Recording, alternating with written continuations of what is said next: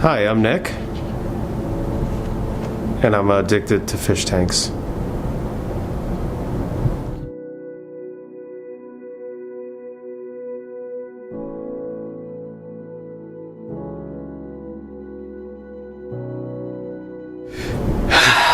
Yeah, I'm Joel. I'm Nick's good friend, and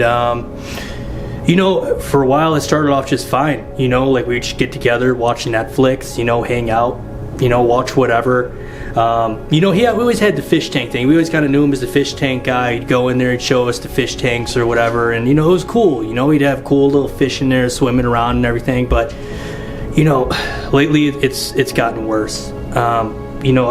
I came over one day. I had a VHS copy of Braveheart. Mel Gibson's really good in this copy, and I always told him, you need the VHS experience. And I came over, and his mood was just different this day. He said, "Hey, dude, why don't we go into the fish tank room?" And I always liked the fish tanks. It was like whatever. We'd go in there, and it was cool. But I followed him in there, and I was like, "Hey, dude, cool fish tanks or whatever." He had like a big ass fish tank, and there was like 150 gallons. I don't know how he got it in there or what happened or when this happened. But then he shut the door behind me, and he started breathing heavily. And he said to me, he's like, "What did you call it?" And I said, "Fish tank room, right?" And he's like, "This isn't a fish tank room. This is a fucking aquatic experience." And right off the bat, it got kind of aggressive after that, and he told me to sit down. And he started breathing really heavily, and that's when the noises started.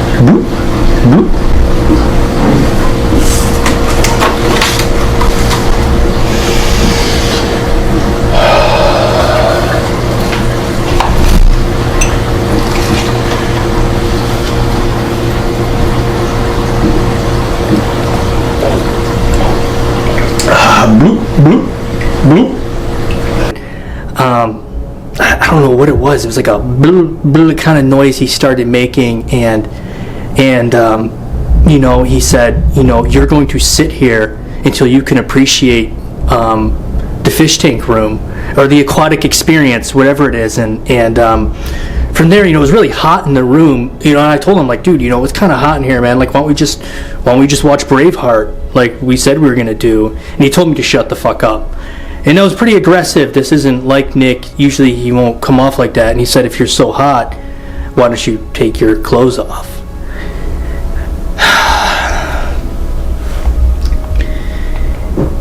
He started to undress himself.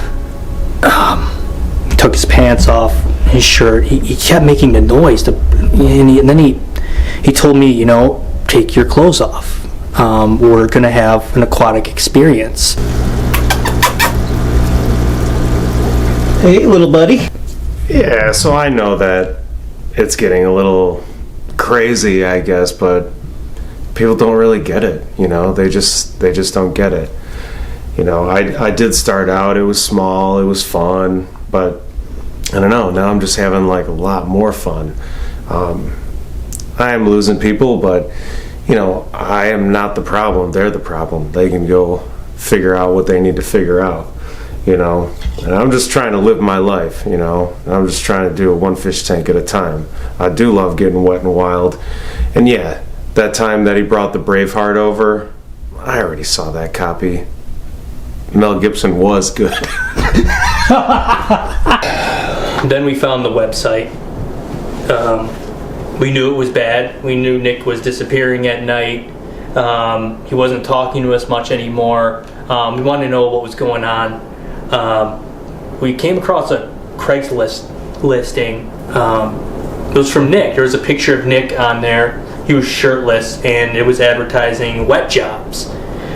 I didn't know what a wet job was, but yeah, we looked a little closer, and we found that it's where a man invites another man into his fish tank room, and they get a little weird around the aquariums. I mean, anything from stripping down, splashing each other with aquarium water, intimate rubbing, coral talk, coral scrubbing. They're scrubbing each other with various corals and rocks, salt splashing, and it kind of progresses from there. Everything you can imagine happens in these wet jobs.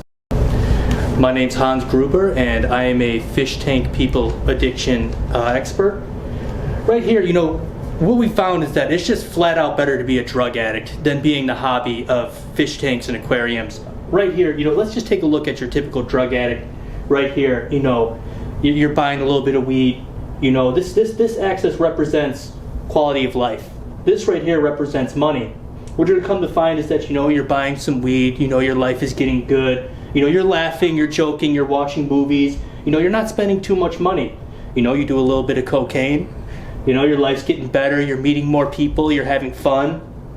Right here, something happens right here. You smoke a little bit of crack. Maybe you do some heroin. Boom, your life is spiraling out of control as you know it. The money's getting higher right here and higher and higher. You keep, smoking a little more crack, doing a little more heroin. The money's getting more and more. The progressiveness is setting in. But look, right here, rehab, redemption. Your life begins to restore right here, and you're not spending so much money anymore. You're not buying crack. You're not buying heroin. Your family loves you again. You're not isolated anymore. You're meeting friends. Your life is coming back. You got a job. And look, there's a happy ending in addiction. You can have a life as a drug addict. Let's take a look at fish tank people right here. Very simple, right? You start off, you buy a freshwater tank. It's not too expensive. You spend $100. You throw a couple fish in there. Your friends come over, and life's pretty good. You're having fun with it. You're happy with it. You got your little 50-gallon tank, and you find yourself looking at it more. You're engaging it. You want to see more. You go on the internet. You start looking up more fish, looking up more tank setups. You're on some weird ass Instagram account looking at other fish tanks, and suddenly the itch is getting more. You're buying more shit. You're buying more tanks. You got to push it farther and farther. Suddenly, you decide abruptly, you know what? I don't want to do freshwater anymore. I want to be a saltwater freaking weirdo. And you buy a 300-gallon saltwater tank. And what do you see right here? It just gets more and more expensive. You're buying protein skimmers. You decide that, you need to get some weird coral that's hard to sustain. But you also need to monitor. You got to get a apex system. To sustain this weird ecosystem that you put together. Now what do we see right here? Your life is deteriorating because your friends are getting annoyed with you. They get it. You like fish tanks, but they don't get it. They don't understand you anymore. You have changed. Your life is radically changed. And as you're spending more money, you start to realize that your family's just getting in the way. You cannot keep this tank, this ecosystem alive and your family alive at the same time. So naturally, your family starts to die off. What we see here is extreme loneliness. You've isolated yourself. Your friends are annoyed by you, and you've decided that they don't understand your hobby at all. And you keep dumping money into this hobby.